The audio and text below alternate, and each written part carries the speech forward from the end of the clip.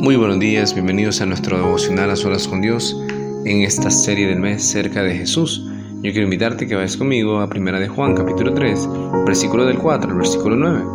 Todo aquel que comete pecado infringe también la ley, pues el pecado es infracción de la ley. Y sabéis que el que apareció para quitar nuestros pecados y no hay pecado en él. Todo aquel que permanece en él no peca. Todo aquel que peca no le ha visto ni le ha conocido. Hijitos, nadie os engañe. El que hace justicia es justo como él es justo. El que practica el pecado es del diablo, porque el diablo peca desde el principio.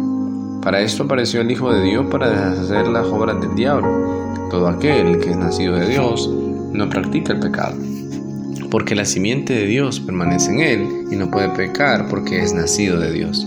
Querido hermano y querida hermana, en esta mañana yo quiero que juntos podamos reflexionar que una persona que está cerca de Jesús es aquella que ha nacido de Dios. Nacido de Dios es lo que yo quiero que reflexionemos en esta mañana. Sabes, para saber si hemos nacido de Dios, si en realidad hemos experimentado ese nuevo nacimiento, esa nueva vida en Cristo, si en realidad somos cristianos, pues Juan nos da ciertos principios, ciertas verdades acerca de esto. El versículo 4 dice: todo aquel que comete pecado infringe también la ley, pues el pecado es infracción de la ley. Primeramente, si tú has nacido de Dios, si hemos nacido de Dios, pues vamos a tomar en cuenta el reglamento. Sabes, esta vida está llena de reglas, está llena de manuales, está llena de normas que tú y yo debemos de respetar. Muchas de ellas a veces no nos gustan, pero es una obligación hacerlos. Muchas veces quizás no nos parezca, pero es la ley, es lo que está escrito. Cuando tú vas a la escuela existen normas. Cuando tú asistes a un trabajo existe un reglamento interno. Incluso cuando tú vas a la iglesia, quizás en cualquier lugar siempre va a haber una norma, va a haber una regla, va a haber algo que se debe de cumplir. Y si nosotros nos sometemos voluntaria o involuntariamente a todo esto, ¿cuánto más nos debemos de someter al reglamento de la palabra de Dios? ¿Cuánto más debemos de preocuparnos en realidad para no cometer pecado y no ser infractores de la ley? Eso solamente lo hace una persona que sea nacida de Dios. Pero también más adelante dice el versículo: y sabéis que Él apareció para quitar nuestros pecados y no hay pecado en Él. Todo aquel que permanece en Él no peca. Todo aquel que peca en realidad no le ha visto. ¿Sabes qué más es haber nacido de Dios? Es no practicar el pecado. Una cosa es fallarle a Dios, una cosa es pecar y otra cosa es vivir en el pecado.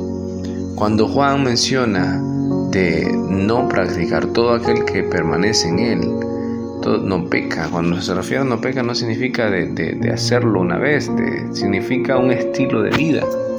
Sin duda todos le fallamos a Dios, pero una cosa es fallarle y otra cosa es vivir en el pecado, porque si tú y yo vivimos en el pecado quiere decir que el que está reinando no es Dios, sino que es el diablo, y más adelante lo dice.